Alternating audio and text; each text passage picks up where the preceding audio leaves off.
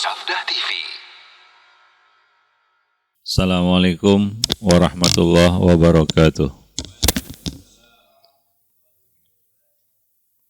Alhamdulillah, wassalatu wassalamu ala rasulillah wa ala alihi wa sahbihi wa mawalah, wa la hawla wa la quwata illa billah. Ashhadu an la ilaha illallah wahdahu la syarikalah, wa ashhadu anna Muhammadan abduhu wa rasuluh la nabiyya ba'dah, amma ba'du. Para jemaah yang dimuliakan Allah, alhamdulillah pada kesempatan pagi ini kita dapat bertemu kembali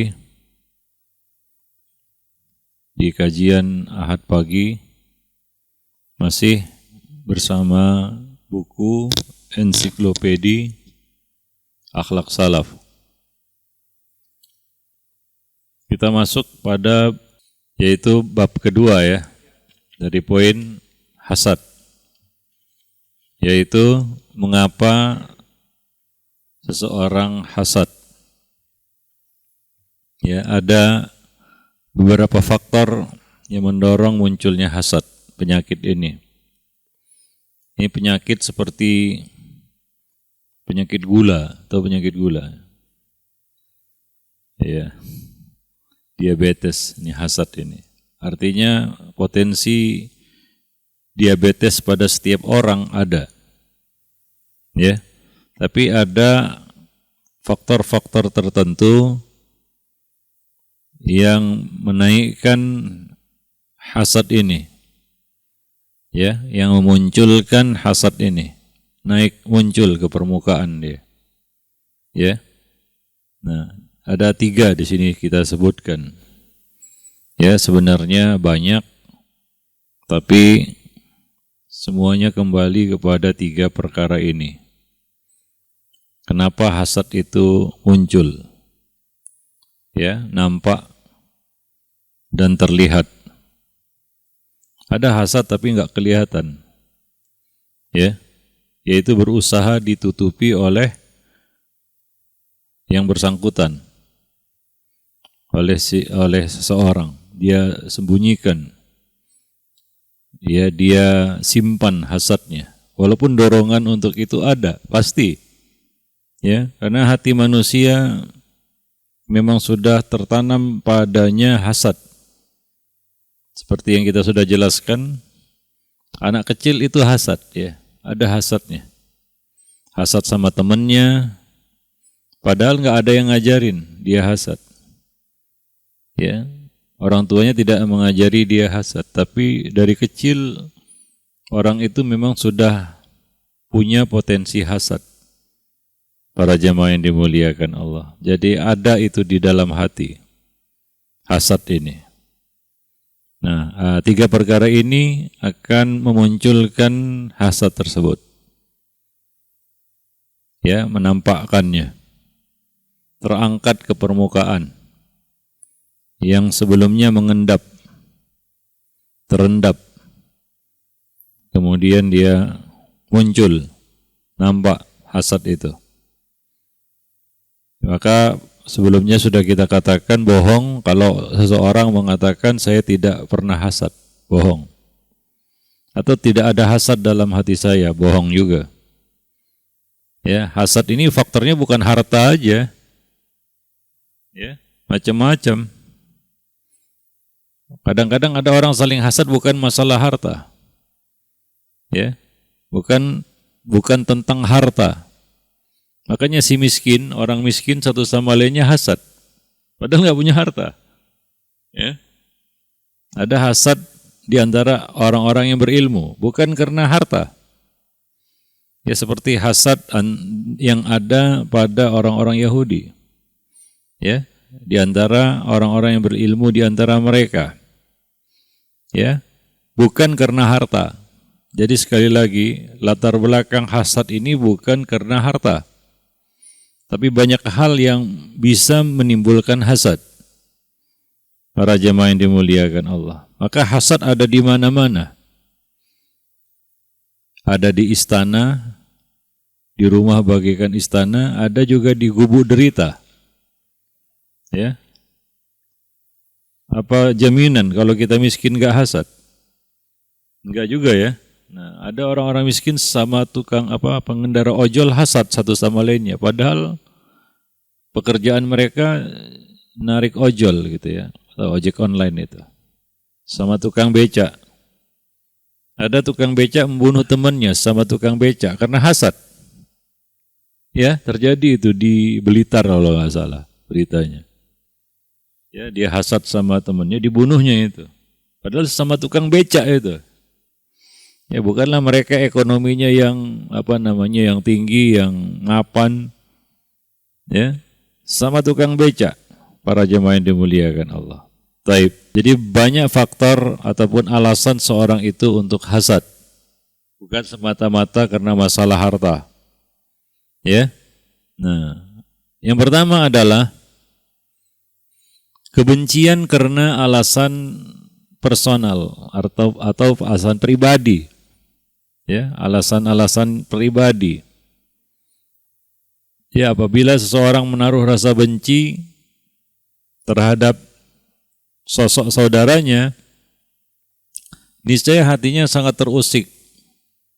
Manakala melihat keutamaan atau kelebihan ada pada diri saudaranya itu.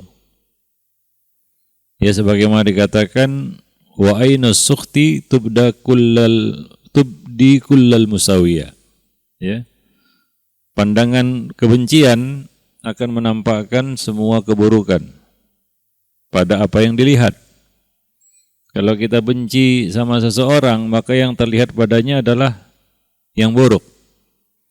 Maka ketika terlihat baik, kita muncul hasad ya padanya. Karena kita ingin melihat dia buruk. Tidak ingin melihat dia baik. Ya. Nah demikian. Maka kadang-kadang melihat orang sehat aja hasad kita. Ya. Ini orang sakit dia lihat orang sehat muncul hasad. Begitu para jemaah yang dimuliakan Allah. Taib. Jadi ini alasan pertama orang itu hasad, itu alasan pribadi, yaitu kebencian. Ya, dia benci melihat seseorang, kadang-kadang benci ini tanpa alasan ya. Ya karena benci aja. Kadang-kadang setan itu ya yang memunculkan rasa benci kita kepada seseorang. Terutama benci kepada orang yang baik. Nah, itu dari setan jelas. Kalau kita membenci orang baik, itu pasti dari setan. Ya, yang ingin menjauhkan kita dari kebaikan. Para jemaah yang dimuliakan Allah. Bukan karena orang baik itu tanpa kekurangan. Ya. Pasti ada kurangnya. Ya kalaulah setiap orang kita benci karena kekurangannya, maka enggak ada orang yang kita sukai. Semua orang pasti kita benci. Tapi apa alasan kita membenci orang baik? Tidak ada alasan lain kecuali ya setan yang menghiasi hati kita dengan kebencian terhadap orang baik. Supaya kita jauh dari kebaikan. Para jamaah yang dimuliakan Allah. Ya, nah demikian. Jadi kebencian yang kadang-kadang muncul tanpa alasan. Ya, kenapa kita membenci orang itu? Ya, kenapa kita harus membencinya? Para jemaah yang dimuliakan Allah. Nah, apabila sudah demikian, yaitu hati itu dipenuhi dengan kebencian, maka api hasad pun kian bergelora. Ya, artinya mudah tersulut. Kita jadi sumbu pendek istilahnya. Ya, mudah kali ya disulut. Kenapa? Ya diberitakan aja sesuatu tentang orang yang kita benci itu. Ya, kalau yang disampaikan kepada kita itu keburukan, kita senang. Karena itu yang kita harapkan. Orang yang kita benci ini dapat keburukan, kan begitu ya? Kita pun gembira mendengarnya. Tapi kalau yang disampaikan kepada kita itu kebaikan, yang baik-baik, yang positif, maka hati kita pun dipenuhi hasad. Kita hasad kepadanya. Kenapa? Karena dia orang yang kita benci. Maunya apa? Dia dapat keburukan terus. Ya. Cenderungnya seperti itu. Kalau kita membenci seseorang, yang ingin kita dengar tentang orang itu adalah apa? Keburukan, kesialan, nasib buruk, ya. Itu yang kita ingin dengar, ya, berita tentang orang itu. Nah, begitu datang berita yang baik, kita nggak suka. Kenapa? Karena ini orang kita benci. Harusnya dia dapat buruk, bukan dapat baik. Keinginan kita seperti itu, hati seperti itu. Para jemaah yang dimuliakan Allah. Maka ketika kita dengar berita yang baik-baik tentangnya, maka muncul hasad di situ. Karena kita mau dia celaka. Kita mau dia celaka. Kita ingin mendengar berita-berita yang gak enak, gak sedap. Itu yang kita harapkan sebenarnya. Begitu datang berita yang enak-enak, yang baik, yang bagus, kita pun benci, tambah benci. Ya. Nah, yang muncul apa? Hasad. Para jemaah dimuliakan. Ingin kebaikan itu hilang darinya. Dan itu adalah definisi hasad. Orang yang kita benci, misalnya inilah ya, dalam kenyataan realita hidup. Ada orang yang kita benci. Lalu datang berita yang baik tentang orang ini. Misalnya dia dapat rezeki, dia naik pangkat. Ya, dia dipuji orang. Ya, baik-baiklah tentang orang ini. Apa yang diharapkan dari kita? Hati kita mengharapkan apa? Semoga itu semua hilang darinya, kan begitu. Nah, inilah hasad. Itulah definisi hasad. Tanpa disadari kita nyemplung ke hasad. Para jemaah yang dimuliakan Allah, ya. Nah, kebencian karena alasan pribadi, bukan karena din, ya. Membenci karena Allah Subhanahu wa taala bukan, tapi semata-mata karena pribadi. Nah, inilah tingkatan hasad yang paling parah dan paling buruk sebenarnya, ya, yang didasari dengan kebencian. Ya, biasanya hasad yang didasari muncul dari kebencian itu tidak berhenti, artinya berlanjut. Ya, hati itu terus mengikuti ya orang yang kita benci ini, yang dapat kebaikan ini. Kapan ya kebaikan itu hilang darinya dan berganti dengan keburukan. Ya, kita berharap ataupun kita melakukan hal-hal yang dilarang ya, seperti misalnya kita katakan menggunjingnya, memfitnahnya semata-mata supaya dia dapat keburukan. Ya, nah demikian. Wallahu a'lam bishawab. Itu yang pertama, kebencian. Maka orang Arab mengatakan wa ainus sukhti tubdi kullal musawiyah. Pandangan kebencian itu akan menampakkan ya semua keburukan-keburukan. Apa yang kita lihat dari orang itu selalu keburukan. Wallahu a'lam bishawab. Sampai kebaikan pun kita pandang buruk. Taib. Yang kedua, mengapa seseorang itu hasad? Yang kedua adalah karena keutamaan yang dimiliki oleh orang lain, orang yang kita hasati. Seorang dapat terjerumus dalam hasad karena melihat keutamaan yang dimiliki oleh orang lain. Ya, sementara dia sendiri tidak sanggup menyainginya. Akhirnya lahirlah kebencian karena orang itu lebih istimewa dibandingkan dirinya. Ya, nah jika demikian maka hatinya akan dikuasai oleh hasad. Nah, ini hasad tingkatannya pertengahan ini. Para jemaah yang dimuliakan Allah. Ya, kita lihat orang lain memiliki kelebihan yang tidak kita miliki. Keutamaan yang tidak bisa kita samai. Ya, kita berharap ingin sepertinya tapi enggak bisa. Ya, demikian rezeki yang Allah bagi-bagi kepada manusia. Para jemaah yang dimuliakan Allah. Taib. Nah, kalaulah ya hal itu menumbuhkan semangat kita untuk berlomba-lomba dalam kebaikan, itu namanya ghibtah, hasad yang positif. Tapi kalau sebaliknya justru menumbuhkan kebencian kepada orang itu, ini namanya hasad. Disitulah bedanya antara ghibtah, hasad yang terpuji, dengan hasad yang tercela. Ketika kita melihat keutamaan yang ada pada orang lain, kita ingin sepertinya. Nah, ini namanya ghibtah. Ini boleh. Tapi kalau kita benci kepadanya karena dia lebih utama, kita benci. Nah, ini namanya hasad. Ya, yang pertama itu akan mendorong kita untuk berlomba-lomba di dalam kebaikan. Tapi yang kedua ini justru membuat kita jauh dari orang itu. Kita benci orang itu, kita jauhi karena dia lebih utama. Yang pertama, kita justru mendekatinya. Kenapa? Karena kita ingin berlomba di dalam kebaikan. Menirunya, meneladaninya, mengikuti apa yang mereka lakukan supaya kita juga jadi utama. Seperti itu yang ada terjadi pada zaman Nabi ya. Pada suatu ketika orang-orang miskin mendatangi Nabi dan berkata, "Ya Rasulullah, dhahaba ahlud duthuri bil ujur."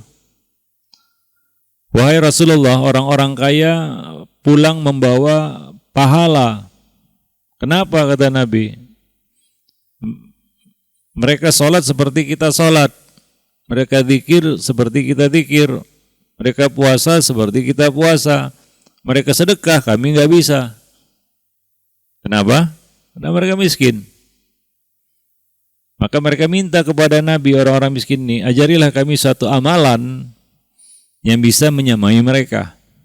Ini namanya, mereka lihat keutamaan yang ada pada orang kaya itu. Mereka bisa sedekah, itu keutamaannya. Tapi tidak membuat mereka benci kepada orang kaya. Ada orang yang miskin, tapi ujung-ujungnya apa? Dia benci sama orang kaya.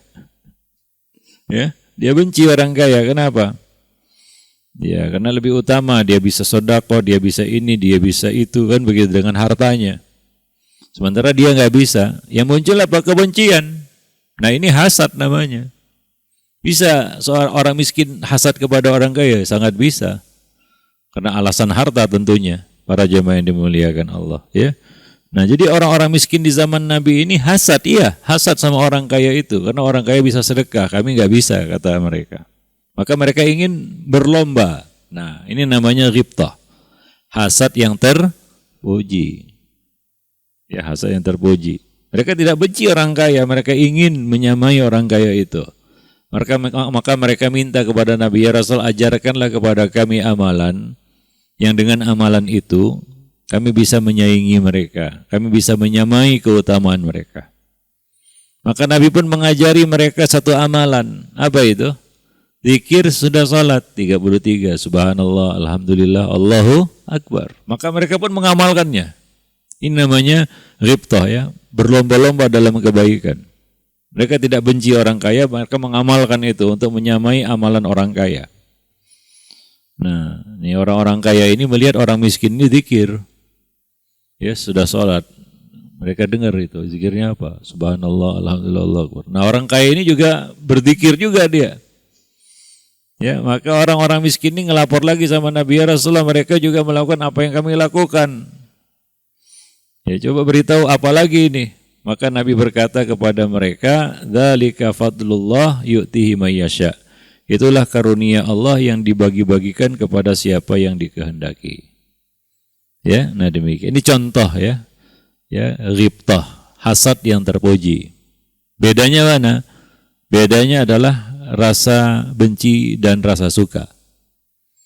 Ketika orang-orang miskin ini hasad kepada orang kaya, mereka enggak benci. Mereka berusaha untuk menyamai keutamaan orang kaya ini. Mereka tahu orang kaya punya keutamaan, bisa sedekah. Para jemaah yang dimuliakan Allah. Tapi kalau mereka benci, ini hasad. Ya, para jemaah yang dimuliakan Allah. Wallahu a'lam bishawab. Sebagaimana kita katakan tadi, apa alasan kita membenci orang baik?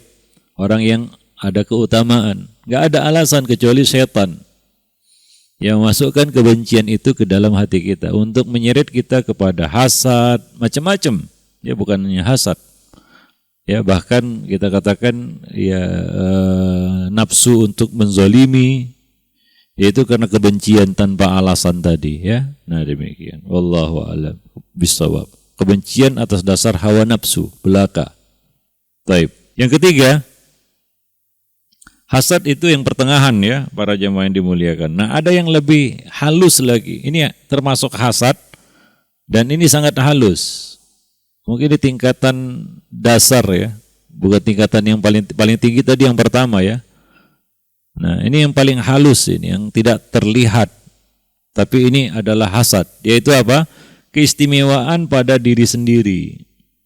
Ya, seorang diberi, ini kebalikan dari yang kedua tadi ya. Kalau kedua tadi orang yang tidak punya keutamaan melihat orang yang punya keutamaan. Ini orang yang punya keutamaan, kadang-kadang dirasuki hasad juga. Yaitu apa? Perasaan ujub terhadap apa yang dimiliki. Ya, sehingga muncul keinginan orang lain jangan memiliki lebih darinya. Dia tidak ingin orang lain lebih darinya. Ya, kita harus sadari hidup ini seperti roda pedati.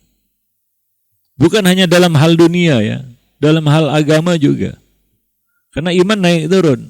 Ada masa di mana iman kita naik gitu ya. Dan kita lihat orang lain berada di bawah kita. Karena iman kita sedang naik ini. Ya, amal orang lain tidak sehebat amal kita. Tapi ada masa di mana iman kita juga turun. Ya, amal kita tidak seperti amal orang lain. Apa mungkin kita bisa bertahan di level iman yang tinggi? Enggak. Ya, begitulah dia. Iman itu yazid wa yanqus.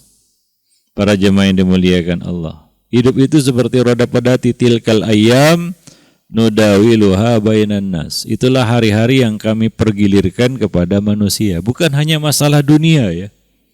Bahkan masalah akhirat juga. Kita bukan nabi soalnya. Para jemaah yang dimuliakan Allah. Dan kita juga bukan sahabat. Ya kita. Dengan segala plus minusnya. Para jemaah yang dimuliakan Allah. Nah, jadi keistimewaan yang kita miliki itu kadang-kadang mendorong kita untuk hasad. Ya, sehingga muncul satu ambisi bagaimana orang lain tidak bisa lebih dari kita.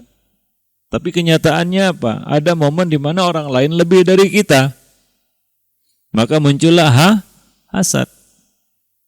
Allah istimewakan kita, Allah mudahkan rezeki kita. Iya, Allah yaqbidu wa yabsutu. Allah melapangkan dan menyempitkan rezeki. Tapi apakah selamanya kita di atas? Enggak. Ada masa kita susah? Ada. Para jemaah yang dimuliakan Allah. Nah, kelebihan-kelebihan yang Allah berikan kepada kita itu kadang-kadang juga cobaan. Kalau kita enggak dikasih lebih, satu. Atau orang lain yang Allah kasih lebih, bisakah kita bersyukur? Mensyukuri. Atau justru hati kita dipenuhi hasad.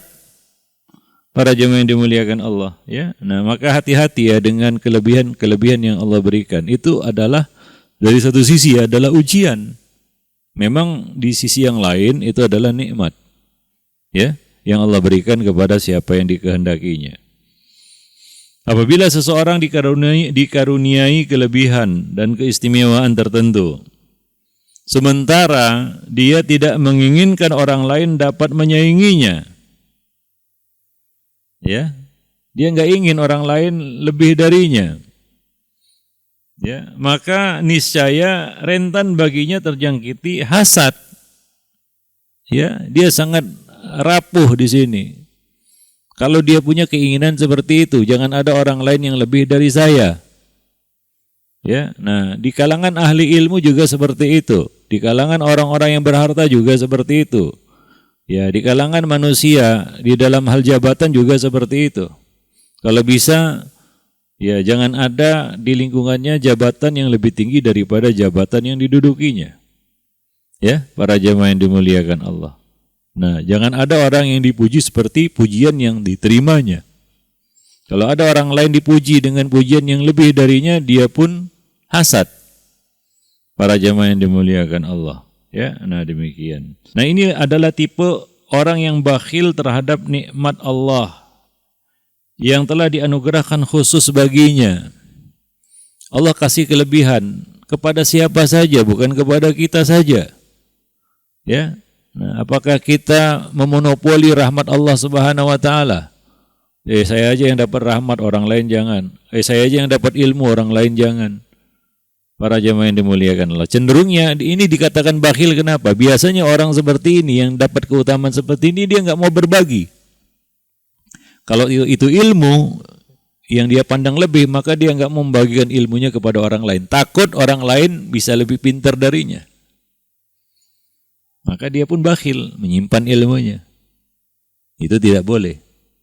Menyimpan ilmu itu diancam. Man su'ila an ilmin fakatamahu uljima bilijamin minan nar. Kalau itu harta, maka muncul bakhilnya, dia nggak mau berbagi harta, dia simpan supaya orang lain nggak bisa lebih darinya.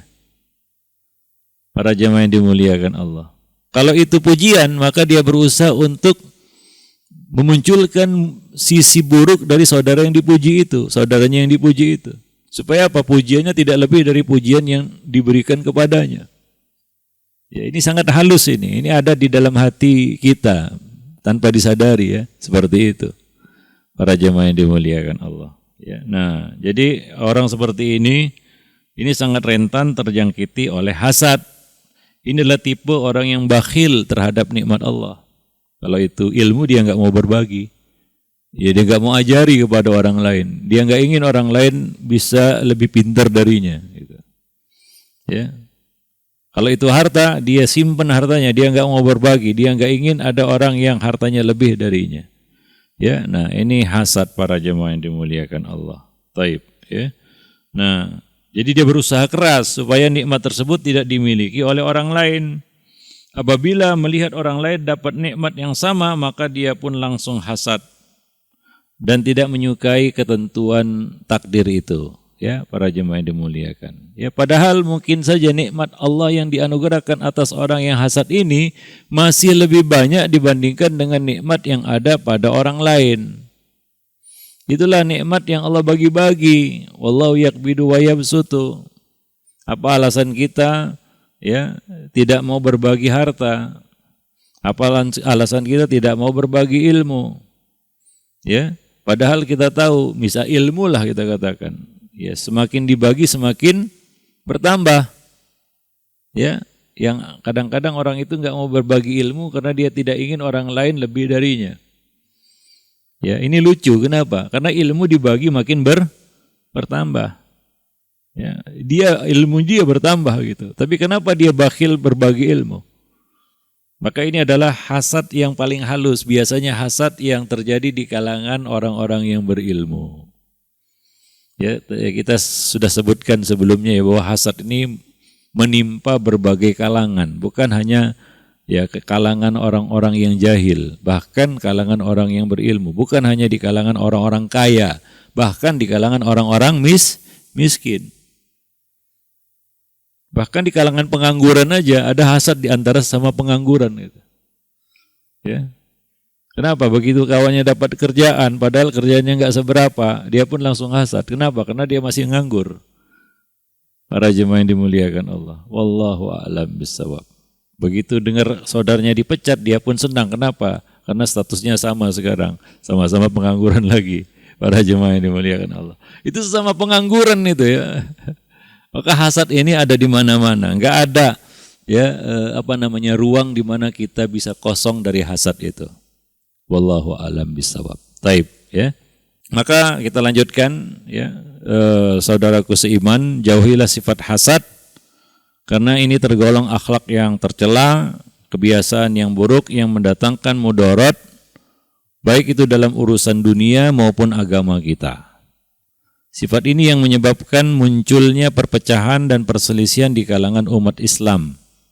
Ya, perselisihan, perpecahan, permusuhan, pertengkaran, bahkan peperangan, ya itu bisa terjadi karena hasad. Ibnul Muqaffa mengatakan, jika Anda ingin dijauhkan dari keburukan dan azab, maka jauhilah hasad. Karena hasad ini termasuk akhlak yang sangat tercela. Di antara celah hasad itu adalah menimbulkan kezaliman terhadap orang yang memiliki hubungan dekat, hingga yang terdekat sekalipun. Hasad itu jarang terjadi di antara orang tidak saling mengenal, Pak. Ya, karena enggak kita pikirin. Emang gue pikirin kata orang sekarang kan gitu ya. Kalau orang itu enggak kita kenal, siapa lu, siapa gua kata orang di sini kan begitu ya. Ya, ngapain hasad gitu ya. Nah, hasad justru menimpa terhadap orang-orang yang memiliki hubungan dekat hingga yang terdekat, mulai dari sanak kerabat teman sejawat, orang yang dikenal, orang yang bergaul dengan kita hingga saudara kandung. Ya, antara saudara-saudaranya Nabi Yusuf ya. Hasad ya, para jamaah yang ada di antara mereka. Ya, nah orang hasad seolah-olah menggugat ketentuan ilahi, yaitu takdir. Hasad ini masalahnya adalah iman kita kepada takdir yang kadang-kadang enggak duduk. Walaupun kita tahu semua itu takdir Allah Subhanahu wa taala, dia kaya takdir Allah, dia pintar takdir Allah, naik jabatannya takdir Allah, dia punya kelebihan takdir Allah. Kita tahu itu. Tapi kita kayak enggak suka gitu. Takdir itu terjadi seperti itu. Maunya tidak seperti itu. Maka hasad ini memang menggerogoti iman kepada takdir. Ya, iman kepada takdir. Bukan iman-iman yang lainnya, bukan rukun iman yang lainnya. Yang yang digerogoti oleh penyakit hasad ini adalah rukun iman yang keenam, yaitu iman kepada takdir. Kadang-kadang hati susah untuk menerima apa yang sudah terjadi. Ya, karena tidak kita inginkan itu. Ya, kita benci ya dengan apa yang terjadi itu. Wallahu a'lam bishawab. Seolah-olah kita menggugat ketentuan ilahi terkait pemberian karunia kepada manusia, kepada orang lain. Maka Allah katakan di dalam Al-Quran, am yahsudunan nas ala ma atahumullahu min fadlih. Apakah mereka hasad kepada ya seseorang yang atas karunia yang Allah berikan kepadanya? Surat An-Nisa itu ya. Ayat ini bercerita tentang apa? Hasadnya orang-orang Yahudi kepada Nabi. Ya, apa hasad orang-orang Yahudi ini kepada Nabi? Yaitu karena kenabian diberikan kepada beliau. Yang notabene beliau bukan orang Yahudi. Maunya orang-orang Yahudi ini, nubuat itu tetap ada di garis keturunan mereka. Ketika Allah pilih, ternyata nubuat itu tidak pada garis keturunan mereka, maka mereka pun hasad. Kenapa ada bangsa lain yang diberi keutamaan seperti itu? Tidak diberikan kepada kami. Apalagi selama ini mereka yang memiliki keutamaan itu, para nabi dan rasul, ya setelah Ibrahim alaihissalam, itu adalah keturunan siapa? Ishak. Dan itu adalah keturunan Bani Israel. Ya. Nah, mereka pun hasad orang-orang Yahudi ini, Yahudi Bani Israel ini. Kenapa? Nubuat itu diberikan Allah kepada keturunan Bani Ismail. Yang garis keturunannya nyambung sampai kepada orang-orang Arab begitu ya. Para jemaah yang dimuliakan Allah. Nah, itu ujian memang. Maka hasad ini memang ujian dari Allah Subhanahu wa taala ya kepada seseorang. Bisakah dia menerima ketetapan Allah? Ya, ini nubuat ya. Jadi bukan harta yang dihasadkan oleh orang-orang Yahudi kepada Nabi, enggak. Karena Nabi juga enggak punya apa-apa. Untuk apa hasad sama Nabi Arab yang miskin gitu ya. Nabi kan bukan orang kaya. Enggak punya apa-apa. Untuk apa orang Yahudi hasad kepada Nabi? Kekuasaan ya juga bukan sesuatu yang mereka hasati terhadap Nabi. Ya, para jemaah yang dimuliakan Allah. Ya, jadi apa yang dihasati oleh orang-orang Yahudi ini? Kelebihan, yaitu nubuat yang Allah berikan kepada nabi Arab. Ya, nabi dari kalangan bangsa Arab, dari Bani Ismail, bukan dari Bani Israel. Dari apa? Dari Bani Ishak, para jemaah yang dimuliakan Allah. Ya, nah. Jadi itu alasan mereka hasad kepada Nabi, ya, hingga mereka tidak mau beriman kepada Nabi, walaupun mereka tahu itu Nabi, ya, karena mereka menguji Nabi ya dengan beberapa pertanyaan yang hanya bisa dijawab oleh seorang Nabi, ya. Salah satunya apa? Hidangan pertama di surga. Itu salah satu pertanyaan mereka. Apa hidangan pertama di surga? Ini menguji Nabi, ya. Apakah Nabi mengetahui hal-hal seperti ini? Karena seorang nabi pasti tahu. Karena ini berita langit, ya, berita dari langit. Gak mungkin seorang itu tahu kecuali dia dapat berita dari langit. Maka Nabi menjawab, hidangan pertama penghuni surga apa? Hati ikan, kan begitu ya, hati ikan. Para jemaah itu. Dan mereka juga menguji Nabi dengan beberapa ujian-ujian lainnya. Ya, dan Nabi bisa menjawabnya, para jemaah yang dimuliakan Allah. Wallahu a'lam bishawab. Taib. Jadi ya itulah yang latar belakang hasad ini ya. Yaitu seolah-olah orang yang hasad ini menggugat ketentuan Allah Subhanahu wa taala. Ya, nah demikian. Apabila sifat buruk ini dibiarkan ya terus-menerus menguasai hati, maka akan merusak iman kepada takdir. Al-imanu bil qadar. Ya, salah satu di antara rukun iman yang 6. Ya, maka orang yang hasad ini bergumam dalam hatinya, Allah tidak adil. Ini enggak benar. Ya, dia tidak mengatakan qadarullah wa masya'a fa'al. Ya, ini tidak adil. Atau minimal ya, kalaulah ucapan itu tidak keluar, mungkin sangat ekstrim ucapan itu, Allah tidak adil, ya Allah zalim, mungkin bukan itu yang keluar dari lisannya. Yang keluar apa? Seandainya tidak begini, andai kata dan lain sebagainya dan sejenisnya. Ya, seolah-olah apa? Ini ketetapan tidak benar. Ya, seandainya yang lain pasti lebih benar gitu ya. Nah, demikian wallahu a'lam bishawab ya. Nah, jadi tanpa disadari ya hatinya juga akan dipenuhi dengan apa? Dengan pengingkaran ya kepada takdir Allah Subhanahu wa taala. Wallahu a'lam bishawab. Ya. Nah, maka jauhilah sifat hasad ini ya, niscaya kita akan menjadi hamba yang dicintai Allah dan dicintai manusia.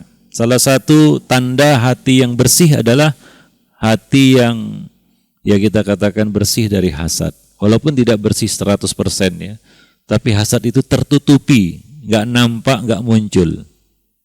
Para jemaah yang dimuliakan Allah ya. Nah, itulah hati yang bersih.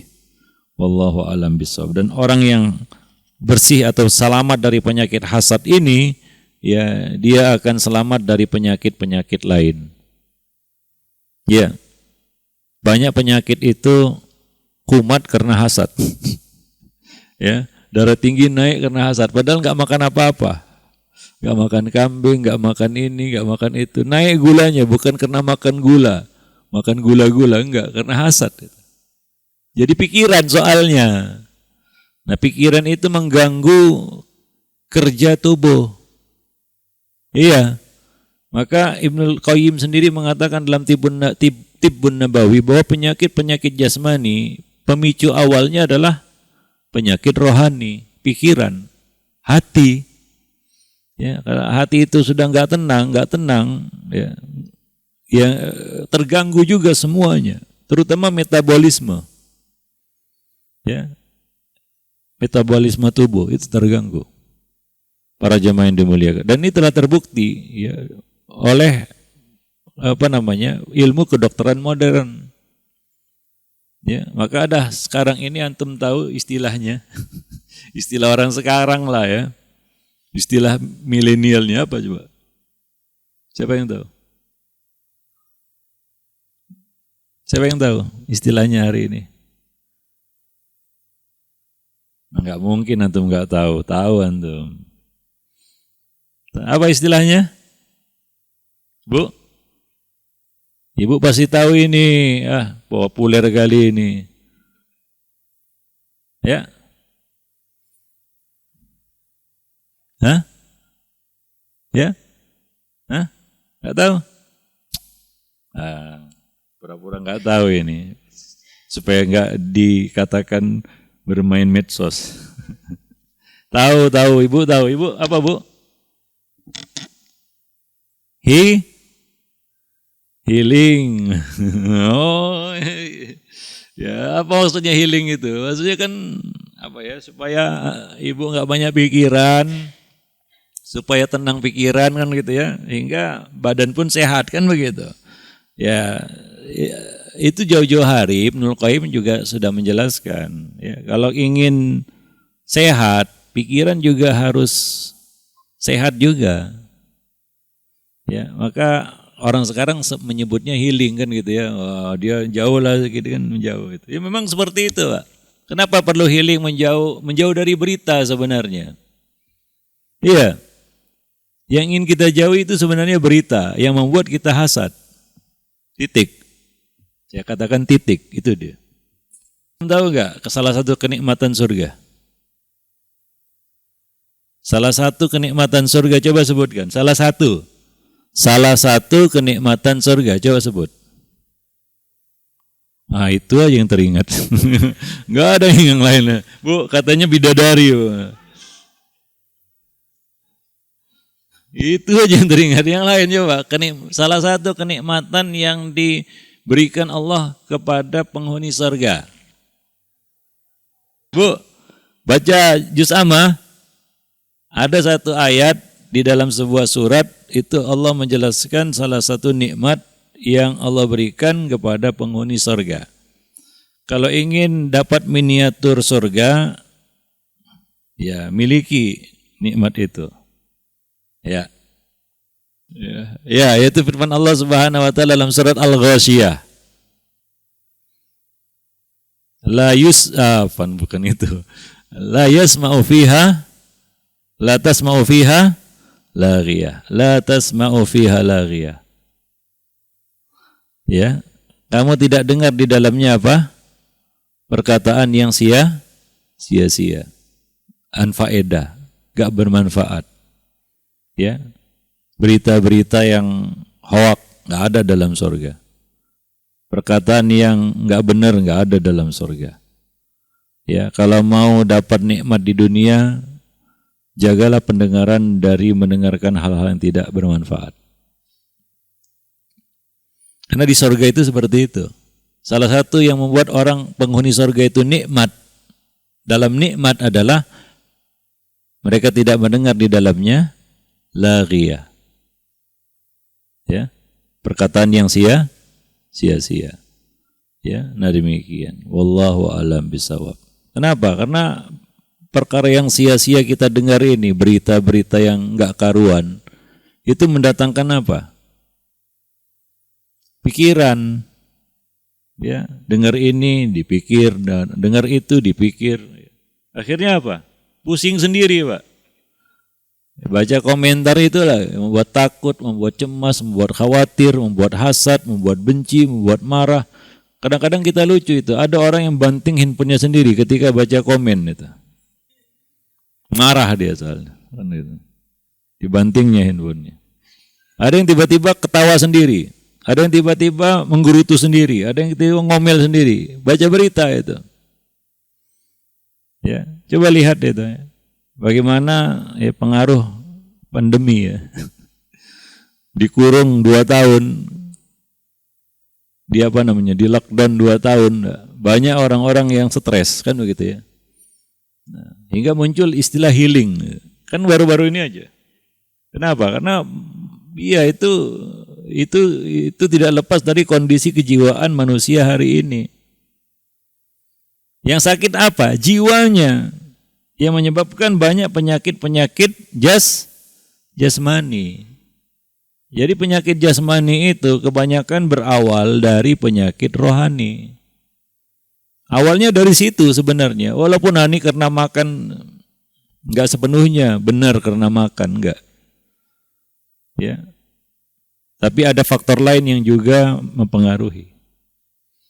Ya, ada orang yang kena gula, naik gulanya bukan karena makan, tapi karena pikiran. Ada yang stroke bukan karena makan, tapi karena pikiran. Para jamaah yang dimuliakan Allah. Wallahu a'lam bishawab. Bukan saya katakan hidup enggak usah mikir ya. Enggak itu, bukan ke situ. Kalau gitu enggak usah mikir Ustaz, bukan. Itu salah mengambil kesimpulan namanya. Pikiran yang baik-baik. Ya.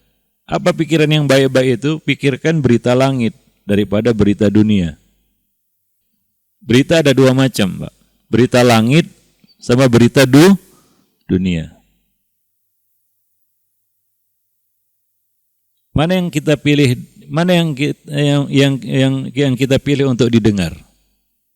Berita langit atau berita dunia? Ya kalau kita buka handphone, yang kita baca berita apa? Berita dunia. Ada juga buka handphone baca berita langit, tapi sedikit. Kebanyakannya berita apa? Dunia. Habis baca berita dunia apa? Pusing. Pikiran ini, pikiran itu. Wah ini ada ide nih. Ya, jadi sibuk lagi. Jualan ini, jualan itu. Mau ini, mau itu. Bisnis ini, bisnis itu kan begitu ya. Nah, ngelihat ini, ngelihat itu. Peluang ini, peluang itu. Pusing. Ya, dari situ beralih ke berita-berita lainnya kan gitu ya. Kadang-kadang berita juga anfaedah. Dapat berita kesebelasannya kalah, uring-uringan gitu. Kan gitu. Ya ini seperti itu kan. Berita dunia itu berubah-ubah setiap hari. Berita dunia itu berubah-ubah tiap hari. Hari ini berita ini, besok berita yang lainnya. Kadang-kadang beritanya kontradiktif lagi. Antara satu dengan lainnya nggak nyambung atau bertolak belakang. Itu berita dunia, bikin pusing ya. Maka kalau kita terlalu banyak baca berita dunia, pusing kepala, betul. Ujung-ujungnya datang penyakit itu. Ya, wallahu a'lam bishawab. Nah, berita akhirat tetap nggak berubah. Berita akhirat itu tetap nggak berubah. Kita bacanya juga straight, lurus, jelas, pasti, absolut, mutlak. Ya, yakin. Itu berita langit. Ya, berita dunia, berita bumi berubah-ubah setiap saat. Bukan setiap hari lagi, bahkan setiap jam datang berita berbeda kan begitu ya. Inilah itulah, belum lagi apa namanya baca hoak kan gitu ya. Hari ini diyakini, besok diingkari. Hari ini diingkari, besok diyakini kan gitu ya. Itu kan aneh ya. Kadang-kadang kita juga lucu juga gitu lihat berita dunia ini. Hari ini kita yakini, besok kita ingkari. Hari ini kita ingkari, besok kita yakini ya. Ya, apa enggak kontradiktif itu. Akhirnya clash di otak.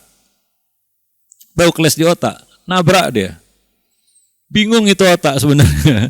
Letih dia. Akhirnya apa? Stres itu. Badan pun kena akhirnya.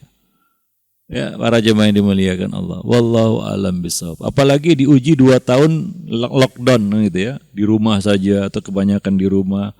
Otomatis ya kegiatan berkurang kan begitu. Nah ya memang itu faktor yang membuat rusaknya manusia. Maka orang yang hidup tanpa agama, misalnya di Jepang, di Korea, di Cina, di Eropa, mereka sudah hilang sisi kemanusiaannya. Ya, mungkin sudah jenuh juga jadi manusia. Mau jadi binatang atau hewan aja kan begitu ya. Hingga ini boleh, itu boleh, yang kadang-kadang yang aneh-aneh juga jadi ya boleh kan begitu ya, karena udah kacau itu, sudah hilang sebenarnya sisi kemanusiaannya, kasihan sebenarnya. Makanya banyak yang cari Islam itu, karena Islam mengembalikan manusia ke fitrah. Para jamaah yang dimuliakan. Jadi berita langit yang kita maksud adalah Al-Quran. Ya, Al-Quran berita langit, bicara tentang ini, tentang itu. Berubah Al-Quran, kan enggak? Dari dulu dibaca sampai sekarang itu aja. Apa Qul huwallahu ahad berubah? Atau Alam Nasrah berubah? Wadduha berubah? Ada ayat yang berubah, surat yang berubah. Wah ini enggak sesuai lagi, ini perkembangan zaman. Enggak, karena dia tidak mengikuti apa yang terjadi di bumi. Ya, dia adalah ketetapan dari langit, berita langit. Enggak berubah dia. Kita baca Quran hari ini, 1000 tahun kemudian ya tetap itu juga yang dibaca. 1000 tahun yang lalu ya itu juga gitu ya. Al-Qari'ah, Mal-Qari'ah ya itu juga. Ya. Nah, ini namanya berita langit, enggak berubah. Antum baca ya pasti dia. Para jemaah yang dimuliakan Allah. Wallahu a'lam bishawab. Ya, nah demikian. Para jemaah yang dimuliakan Allah. Ya maka ini yang membuat ya banyak muncul penyakit-penyakit hati hari ini. Termasuk di dalamnya adalah hasad. Ya kalau kita kebanyakan baca berita, muncul hasad. Ya, muncul hasad itu.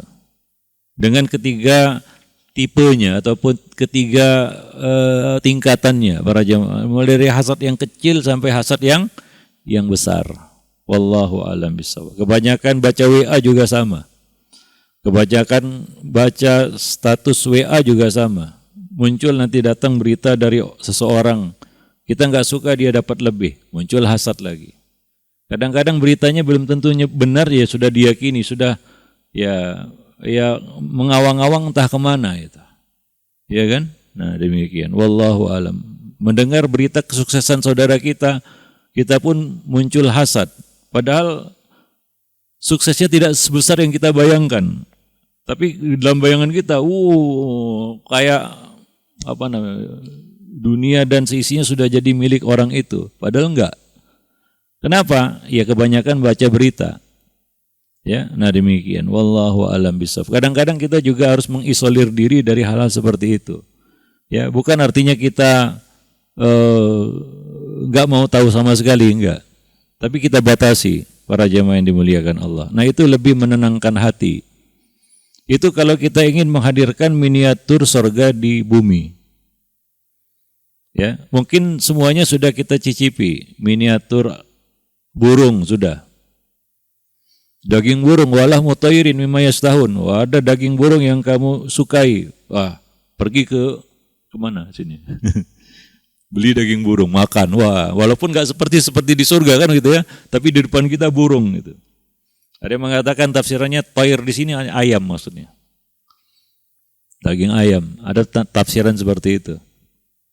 Ya. Artinya ya unggas lah begitu ya. Nah, kalau antum kepingin, wah ini baca ayat itu. Baca ayat itu kan. Wah, kepingin ini. Kepingin apa? Miniatur surga daging burung. Antum bisa pergi beli daging burung. Apalagi bidadari tinggal pulang ke rumah kan gitu ya. Yang belum punya ya kawin kan gitu. Nah, bidadari. Apalagi? Ya, rumah. Pulang ke rumah, lihat rumah. Oh, cantik juga rumah saya kan begitu ya. Semua sudah mungkin ya miniatur surga itu. Cuma satu aja yang gagal. Yaitu apa? La tasma'u fiha laghiyah. Kamu tidak dengar di dalamnya perkataan yang sia-sia. Tiap hari dengar perkataan yang sia-sia. Enggak dapat nikmat surga itu di dunia. Enggak dapat miniatur nikmat surga itu di dunia. Kenapa? Ini satu ini nih yang belum dapat ini. Itu apa? Enggak bisa mengisolir diri dari apa? Perkataan yang sia-sia. Selalu dengar kata-kata yang sia-sia. Hoak didengar. Ya, pusing lah. Kadang-kadang apapun yang kita miliki jadi enggak berarti karena kita dengar berita. Apalagi berita tentang teman kita gitu ya. Apapun yang kita miliki kadang-kadang kita tidak syukuri. Kenapa? Dengar berita. Seandainya kita tidak dengar berita itu, aman-aman aja. Tapi ya buka status WA kan gitu ya, lihat, waduh dia baru dapat ini, dapat itu, bangun ini, bangun itu, beli ini, beli itu, ya sekarang begini, sekarang begitu, sekarang di sini, sekarang di situ, ya udah. Muncul hasad. Padahal kalau nggak didengar, nggak dilihat, nggak dibaca, aman-aman aja. Tenang, santai bisa tidur nyenyak. Ini gara-gara berita itu, mau tidur gak bisa tidur jadinya. Bayangkan itu. Tidur harusnya dapat mimpi indah, ini dapat mimpi buruk. Kenapa? Baru baca berita itu. Ya, sebelum tidur itu. Ya, muncul reading gitu ya, dibaca gitu. Wah, status baru ini dari si fulan. Kebetulan si fulan ini ya ada agak apa namanya enggak disukai juga. Wah, dibaca sekarang di sini, sekarang di situ. Wah, sekarang dia lagi foto di depan Ka'bah. Oh, ini lagi haji ini. Sementara dia nggak bisa. Ya, ini muncul hasad, benci, nggak suka. Hati itu nggak bisa. Ya, itu hati. Hati itu nggak di tangan kita. Kita sendiri nggak bisa mengendalikan hati. Bisa antum kendalikan hati. Kalau bisa dikendalikan hati, tandanya adalah ya antum mau begini tidak akan beralih mau begitu. Nah, itu antum bisa kendalikan. Bisa itu? Enggak bisa. Ya. Begitulah cepatnya ya kita katakan berbolak-baliknya hati itu. Itu tandanya hati itu enggak dikuasai oleh pemilik hati itu sendiri. Kita bahwa dia adalah milik penciptanya yang Allah bolak-balikkan menurut kehendaknya. Di luar kadang-kadang pikiran kita hati itu berbolak-balik. Tiba-tiba aja nggak dipikirin. Tiba-tiba aja berubah niat itu. Berubah rencana itu. Berubah keinginan itu. Kehendak itu berubah. Nggak dipikirin. Ya. Nggak masuk ke kepala lagi. Tiba-tiba, kok kesini ya katanya. Kok begini ya. Begitulah dia. Cepatnya hati itu berbalik.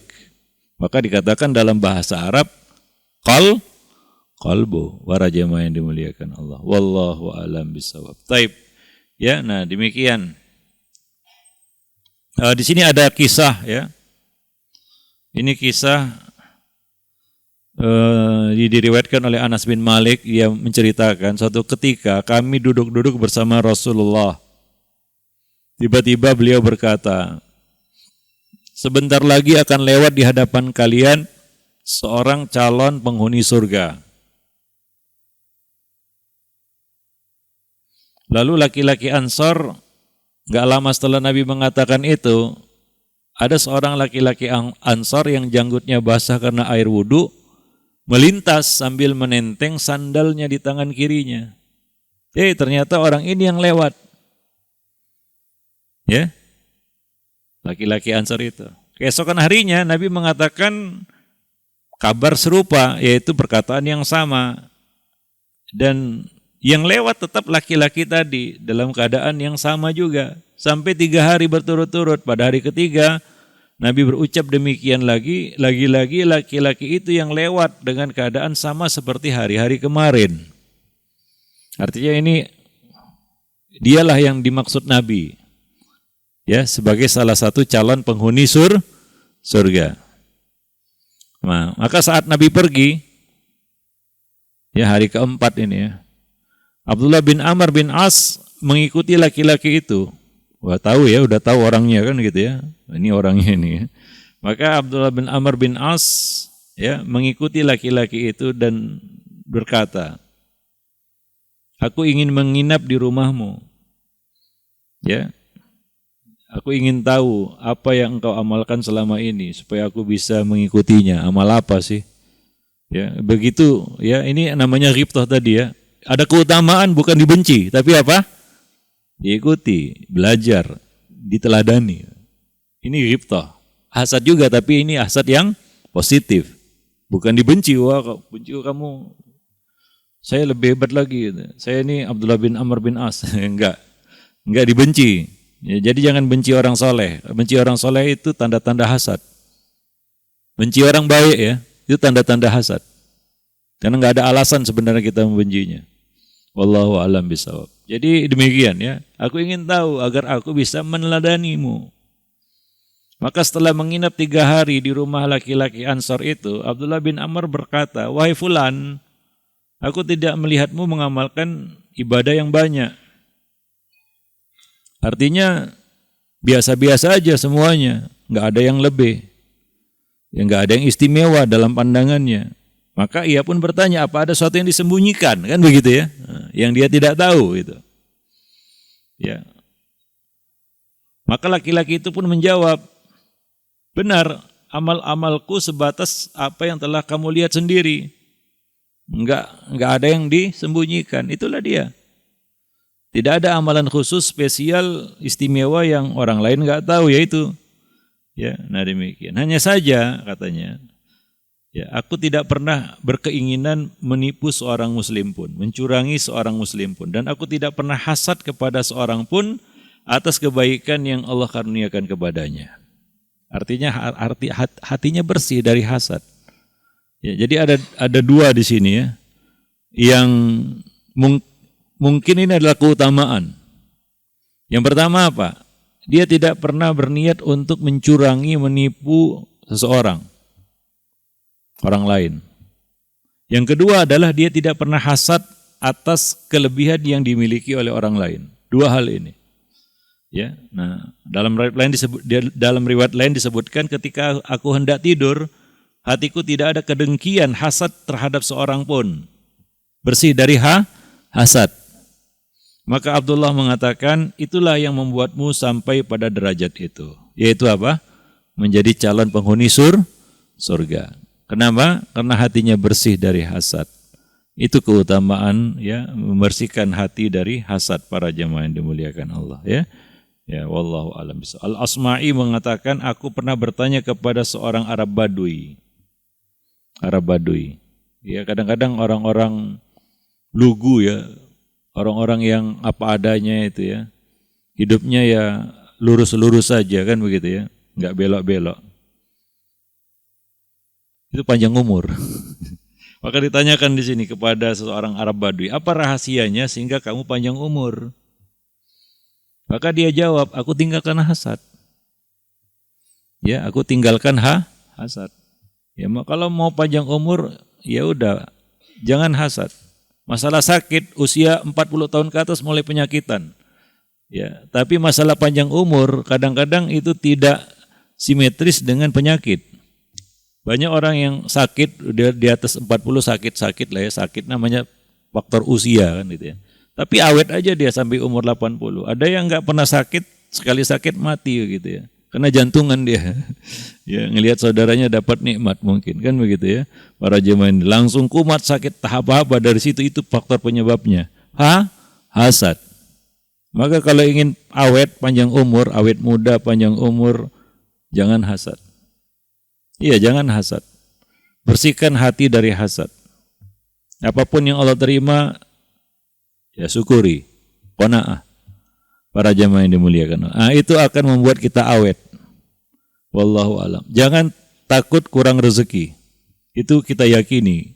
Karena Allah telah menjamin rezeki. Masalahnya adalah apa? Kita kadang-kadang kurang puas dengan rezeki yang Allah bagi.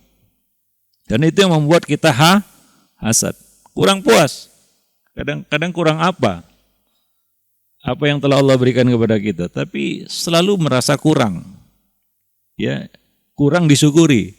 Maka muncul hasad para jamaah yang dimuliakan Allah. Wallahu a'lam bishawab. Ini salah satu azab yang Allah janjikan atas orang-orang yang kufur nikmat. Wala in kafartum inna adzabi lasyadid. Jika kamu kufur nikmat, azabku sangat pedih. Bukan dihujani batu dari langit, enggak. Dikasih sakit aja itu. Itu orang yang kufur nikmat, dikasih sakit aja. Ya, dikasih gundah gulana terus. Dikasih hatinya enggak tenang terus. Itu azab juga. Bukan dihujani batu dari langit seperti kaum Lut, bukan. Atau ditenggelamkan seperti kaum Nuh, enggak. Ya. Para jemaah yang dimuliakan Allah. Atau tiba-tiba ada tronton nabrak dia, enggak. Tapi Allah kasih apa?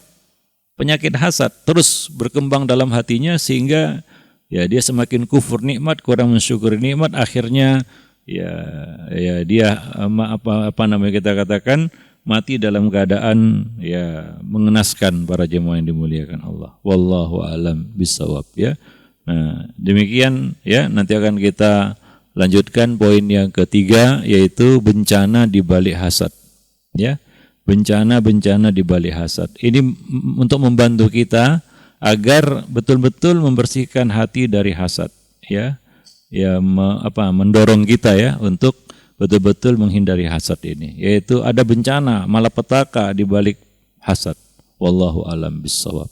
Baik, mungkin itu saja pertemuan kita pada kesempatan pagi ini. Ya, kita cukupkan dulu sampai di sini. Subhanakallah bihamdik, asyhadu an la ilaha illa anta, astaghfiruka wa atubu ilaik. Assalamualaikum warahmatullahi wabarakatuh. Waalaikumsalam warahmatullahi wabarakatuh.